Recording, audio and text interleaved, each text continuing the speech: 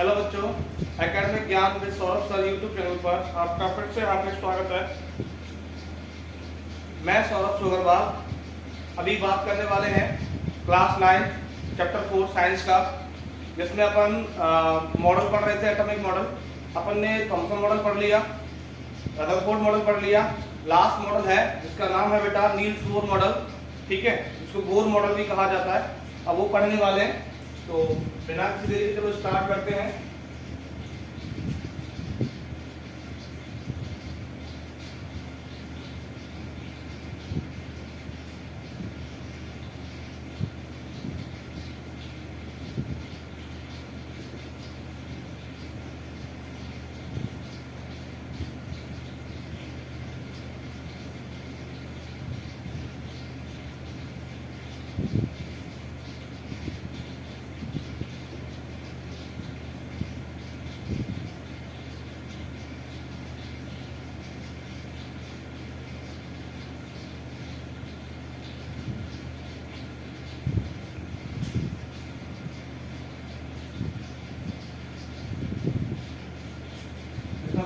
Third है बेटा atomic model में, परमाणविक मॉडल में थर्ड है बोर्स मॉडल।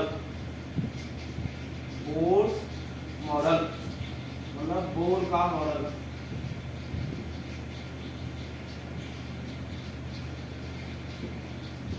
अब बेटा बोर ने क्या बोला, देखो हमारे रदरफोर्ड जी ने बोला कि जो एटम है उसमें क्या होता है कि मिड पार्ट में पॉजिटिव चार्ज होता है जिसको अपन न्यूक्लियस बोलते हैं, उसके राउंड ऑफ में नेगेटिव चार्ज होता है जिसको अपन इलेक्ट्रॉन बोलते हैं, ठीक है।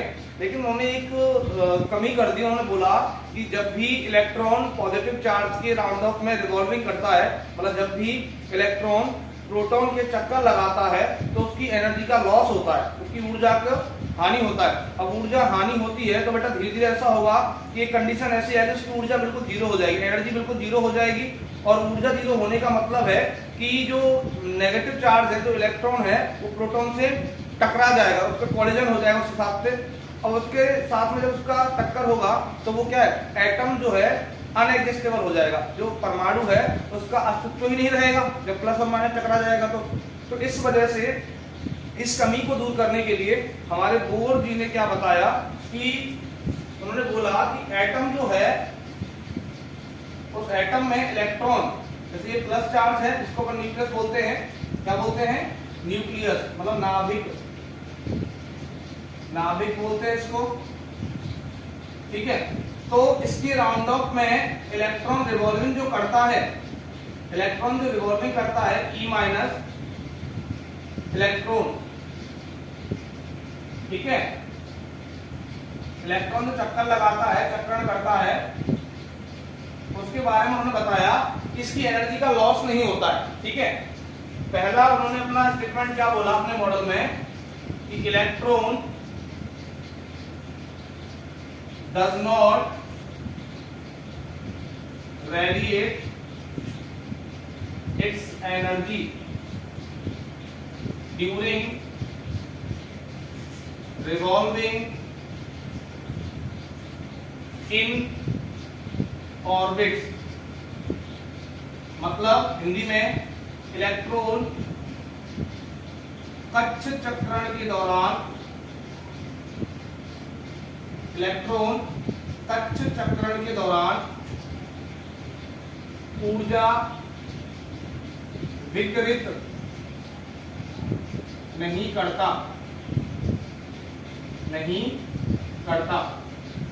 है। नील्स बोर ने अपना फर्स्ट स्टेटमेंट क्या बोला कि electron does not radiate it's energy during revolving in orbit. कक्षाओं में चक्रण के दौरान इलेक्ट्रॉन अपनी ऊर्जा नुकसान नहीं करता, ऊर्जा की हानि नहीं होती उसकी। तो इसका मतलब क्या है बेटा कि एटम जो है एग्जिस्टेबल होता है, मतलब परमाणु अस्तित्व में होता है, क्योंकि इलेक्ट्रॉन जब प्लस से टकराएगा नहीं तो मतलब परमाणु का अस्तित्व होगा, एटम एग्जिस्ट करेगा। तो सेकेंड स्टेटमेंट उन्होंने बोला कि द रिवॉल्विंग ऑर्बिट्स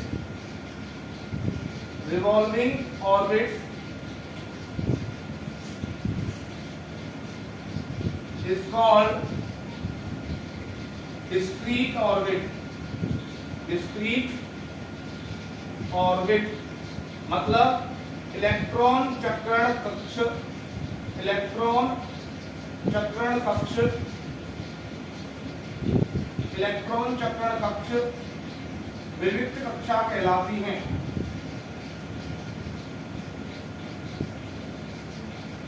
इलेक्ट्रॉन जिन कक्षाओं में चक्कर लगाता है बेटा उनको क्या कहते हैं? विविक्त कक्षा कहते हैं। जिनकी संख्या बेटा फिक्स होती है। ऑर्बिट्स आर ओनली 4, कक्षाएं 4 होती हैं, कक्षाएं 4 होती हैं, जो कि बेटा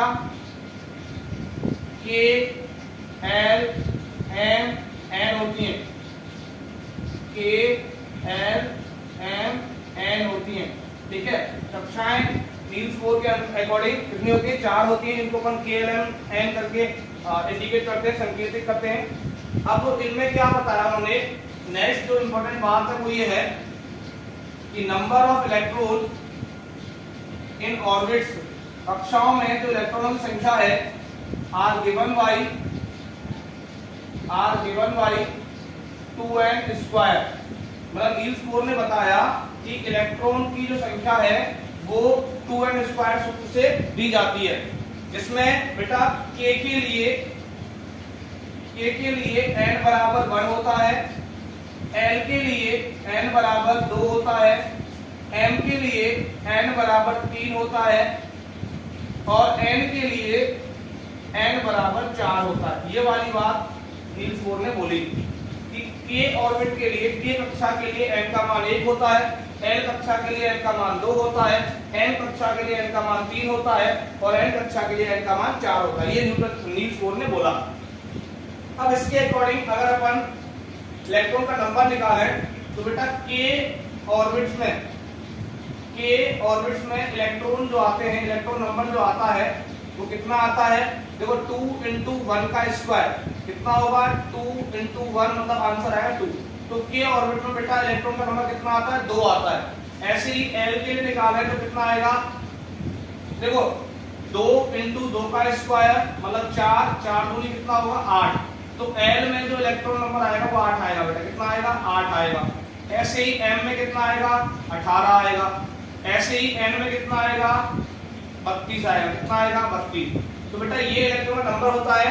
k ऑर्बिट में मतलब k कोष में इलेक्ट्रॉन की संख्या 2 होती है, ठीक है, l कोष में 8 होती है, n कोष में 18 होती है और n कोष में 32 होती है। कैसे आया? 2n स्क्वायर सूत्र से आया। कैसे आई? 2n स्क्वायर सूत्र से। ठीक है, तो ये नील्स बोर ने अपने मॉडल में बोला और नील्स बोर के मॉडल में बेटा कोई भी कमी नहीं थी। उन्होंने सारी बातें क्लियर करी कि इलेक्ट्रॉन जब इन कक्षाओं में जो सर्कुलर ऑर्बिट्स हैं, इन जो सर्कुलर चक्कर हैं, इनमें जब वृत्तीय कक्षाओं में चक्कर लगाता है तो वो इलेक्ट्रॉन अपनी ऊर्जा की हानि नहीं करता, मतलब इलेक्ट्रॉन प्लस से नहीं टकराएगा, तो एटम एक्स्टेबल होता है, परमाणु अस्तित्व में होता है, ये उन्होंने बोला। और दूसरी बात उन्होंने बोली कि number of electron in outer orbits are given by 2n square, कि किसी भी कोष में इलेक्ट्रॉनों की संख्या जो होती है वो 2n स्क्वायर से दी जाती है, जहां k l m n के लिए n का मान अलग अलग होता है। k के लिए 1 होता है तो k में इलेक्ट्रॉन की संख्या 2 होती है, l में इलेक्ट्रॉन की संख्या 8 होती है, m में 18 होती है और n में 32 होती है। ठीक है, ऐसे करके तो नंबर होता है। और दूसरी बात उन्होंने मोस्ट इंपोर्टेंट बात ये बोली बेटा कि maximum number of electron, maximum number of electron is होता है 8 किसी भी एटम के जो आउटर ऑर्बिट में, कहां पर होता है ये? आउटर ऑर्बिट में, मतलब बाहरी कक्षा में। बाहरी कक्षा में जो इलेक्ट्रॉन की अधिकतम संख्या होती है वो बेटा कितनी होती है? 8 होती है। कितनी होती है? 8। ठीक है, ये भी बोला था नील्स बोर ने, है ना। ये बात आप याद रखना कि के कोष में इलेक्ट्रॉन की संख्या 2 होती है, l में 8, m में 18, n में 32। ठीक है, आप स्क्रीनशॉट ले लें, नोट कर लें इसको।